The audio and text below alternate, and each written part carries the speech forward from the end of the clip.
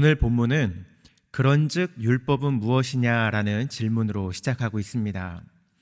율법과 믿음의 연관성에 대해 말하면서 특히 율법 자체의 특징들에 대해서 설명을 하고 있습니다. 19절 말씀을 다시 한번 읽겠습니다. 그런즉 율법은 무엇이냐? 범법함으로 더하여진 것이라. 천사들을 통하여 한 중보자의 손으로 베푸신 것인데 약속하신 자손이 오시기까지 있을 것이라. 19절 말씀은 세 가지 율법의 특징에 대해서 알려주고 있습니다. 첫째, 율법이 주어진 이유에 대해서 설명합니다.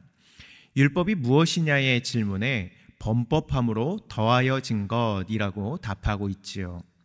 범법했기 때문에 율법이 주어졌다는 것입니다. 죄가 없을 때는 율법이 있을 필요도 없겠지요. 율법이 우리에게 주어진 이유는 우리가 범법했기 때문입니다. 둘째로 율법은 천사들을 통하여 한 중보자의 손으로 베푸신 것이라고 기록하고 있습니다.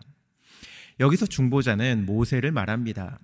율법이 모세의 손을 통해 주어진 것을 밝히는 이유는 그리스도의 우월성을 나타내기 위함입니다. 율법은 모세라는 인간 중재자를 통해 주어진 반면에 복음은 그리스도 곧 예수님께서 우리에게 직접 주신 것임을 서로 비교하고 있는 것입니다. 즉 율법과 복음의 가치와 비중을 비교할 수 없다라는 것을 보여주는 것이죠. 모세가 아무리 뛰어나도 예수님에게 견줄 수 없는 것 같이 율법이 아무리 중요해도 복음과는 견줄 수 없다는 것입니다. 셋째로 이 율법의 유한성에 대해서 말하고 있습니다. 19절 말미에 이 율법은 약속하신 자손이 오시기까지 있을 것이라고 말씀합니다. 율법은 영원하지 않다는 것이죠. 율법에는 기한이 있습니다.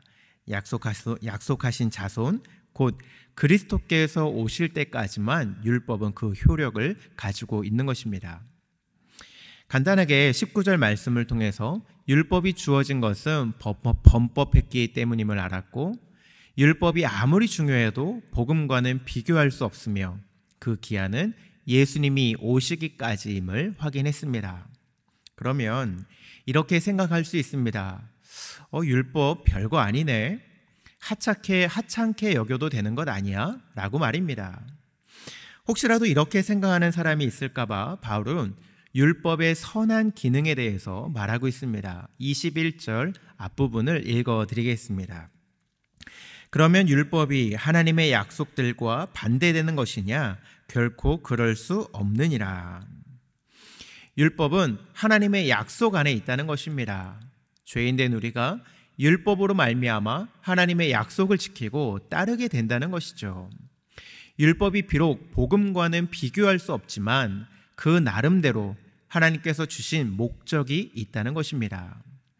하나님의 말씀을 깨닫지 못하고 죄 가운데로 걸어가고 있는 우리들을 하나님의 말씀 가운데로 인도하는 역할, 즉 초등교사의 역할을 율법이 하고 있다는 것이죠. 24절 말씀 함께 읽겠습니다.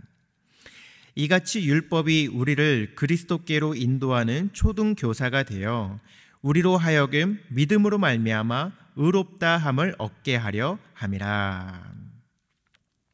하지만 우리는 계속해서 율법에 머물러 있을 수는 없습니다. 초등학교는 분명히 필요하지만 때가 되면 중학교를 가야 하는 것이죠. 새로운 중학생의 신분으로 살아가야 하는 것입니다.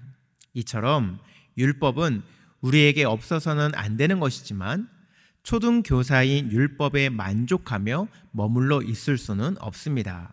왜냐하면 믿음으로 말미암아 우리의 신분이 완전히 바뀌게 되었기 때문이죠. 갈라디아서 3장 26절, 27절 말씀을 함께 읽겠습니다. 너희가 다 믿음으로 말미암아 그리스도 예수 안에서 하나님의 아들이 되었으니 누구든지 그리스도와 합하기 위하여 세례를 받은 자는 그리스도로 옷 입었느니라. 아멘. 사랑하는 금강의 성도 여러분, 우리는 믿음으로 말미암아 예수님 안에서 새로운 신분을 얻었습니다. 바로 하나님의 아들이 된 것이죠. 이제 우리는 율법에 의해서 살아가는 존재가 아니라 하나님의 아들로서의 정체성을 가지고 살아가는 자들입니다. 심판이 무서워서 억지로 하나님의 말씀을 따르며 살아가는 것이 아니라 하나님의 아들의 신분으로 그리스도인답게 살아가는 것이 우리들에게 남겨진 과제인 것이죠. 지금 어떤 현장에 계십니까? 우리가 있는 그곳에서 하나님의 자녀답게 살아가시기 바랍니다.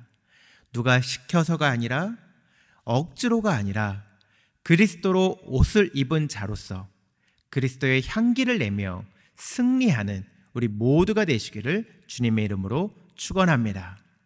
말씀을 생각하면서 함께 기도하시겠습니다.